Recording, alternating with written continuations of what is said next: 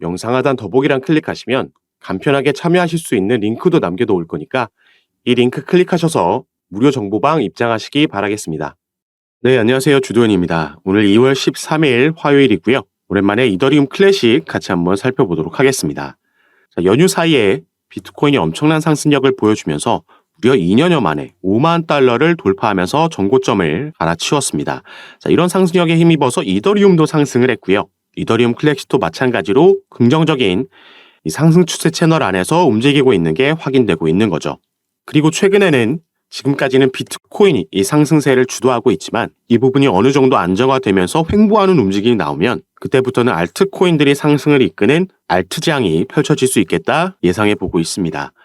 다만 단기적으로는 최근 워낙에 가파른 상승세를 보여줬기 때문에 이 고래들이 비트코인뿐만 아니라 이더리움과 솔라나 리플과 같은 대형 알트코인들에 대해서도 이 고래들이 지갑에서 거래소로 옮기는 정황이 포착이 됐죠.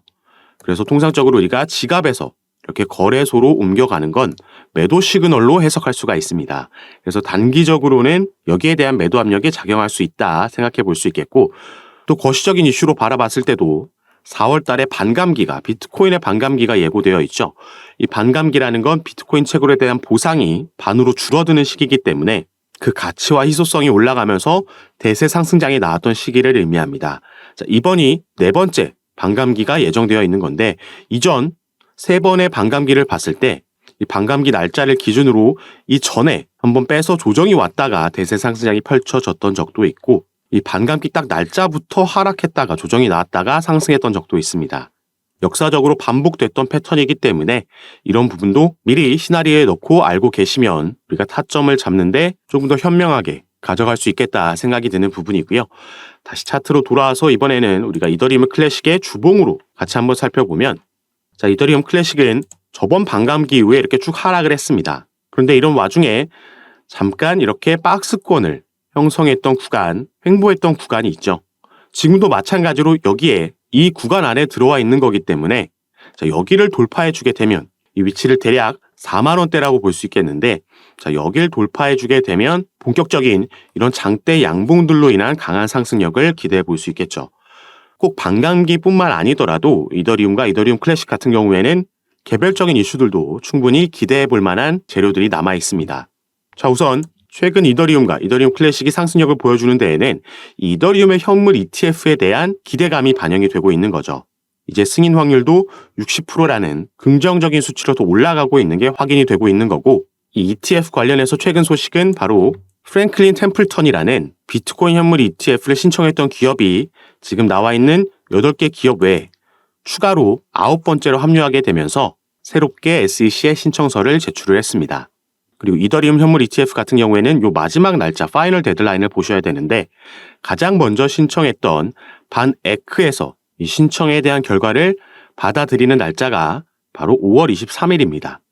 그래서 비트코인 때와 마찬가지로 이 날짜에 반에크가 승인이 된다면 나머지 신청 기업들에 대한 것도 일괄 승인될 수 있다. 이런 기대감 계속해서 형성이 되고 있고, 다만 이 시기가 임박할수록 각종 언론에서 그리고 전문가들과 관계자들이 이더리움 현물 ETF에 대한 전망들을 내놓을 텐데, 당연히 긍정적인 것도 있고 부정적인 것도 있을 겁니다. 여기에 따라서 변동성이 크게 나올 수 있다 생각할 수 있겠고요.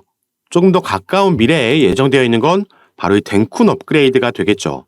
자, 1월 17일 골리 테스트넷을 시작으로 총 3개의 테스트넷에서 적용이 완료가 됐습니다. 자, 테스트넷에 적용이 완료됐기 때문에 이제 메인넷에 이 업그레이드가 적용되는 게 내달 13일, 3월 13일로 그 날짜가 지금 확정이 된 겁니다. 이 덴쿤 업그레이드는 이더리움의 네트워크의 확장성 그리고 트랜잭션 수수료를 크게 개선하는 업그레이드이기 때문에 이더리움이 처음 창립된 2015년 이후로 무려 9년 동안 지속되었던 고질병을 해소하는 중요한 업그레이드입니다. 항상 이 비싼 수수료가 얘기가 많이 나왔던 거였는데, 자, 이 업그레이드가 메인넷에서 완료되고 나면 레이어 2를 이용한 수수료가 절반 이상이 줄어들 것으로 예상되고 있죠. 이 레이어 2라는 건 이 레이어 1의 이더리움이 레이어 1입니다. 이 레이어 1의 확장성을 돕는 하위 블록체인이라고 이해하시면 되겠습니다. 그래서 대표적인 레이어 2 코인들이 아비트럼과 옵티미즘 이런 코인들이 있죠. 그래서 이 업그레이드 이슈로 인한 기대감의 또 상승력이 반영될 때 우리가 이런 레이어 2 코인들도 함께 수혜를 받을 수 있기 때문에 지켜봐야겠습니다. 그래서 지금 이미 이더리움이나 이더리움 클래식 보유하고 계신 분들도 급하게 추가 매수 타점을 잡을 필요가 없다 말씀을 드리는 거고요. 한번 조정이 왔을 때 함께 조금 더 저가에서 우리가 평균 단가를 낮추면서 비중을 늘리는 이 타점 제가 카톡방에서 공유해 드릴 거니까 받아보시고 투자 판단에 참고하시면 좋을 것 같고, 신규 진입을 고려하고 계신 분들도 마찬가지겠죠. 그리고 방금 말씀드렸던 레이어 2 코인들도 이 이더리움의 수혜를 분명히 받을 거고 최근 떠오르는 종목들이기 때문에 여기에서도 우리가 전략적으로 잘 접근한다면 올 한 해 정말 경제적으로는 더없이 좋은 한 해가 될 수 있겠다 전망되고 있습니다. 다만 다들 좋다 오른다라고 할 때 추격 매수가 들어가시면 내가 산 시점부터는 떨어질 수도 있기 때문에 전체적으로 봤을 때는 대세 상승장이어도 어디서 우리가 타점을 잡느냐에 따라서 그 수익률은 천차만별로 갈릴 수가 있습니다.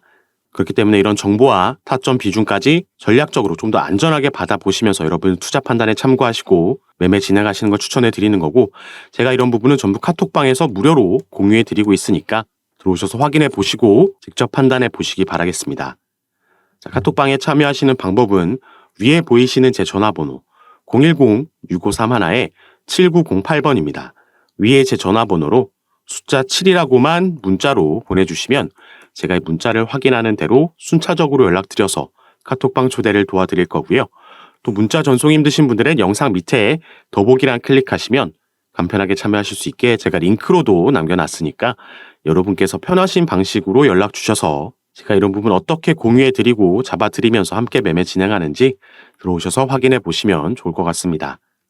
자, 그럼 오늘 영상도 끝까지 시청해 주셔서 너무 감사드리고, 저는 다시 카톡방에서 여러분들 대응 도와드리고 상담 도와드리면서 찾아뵙도록 하겠습니다. 감사합니다.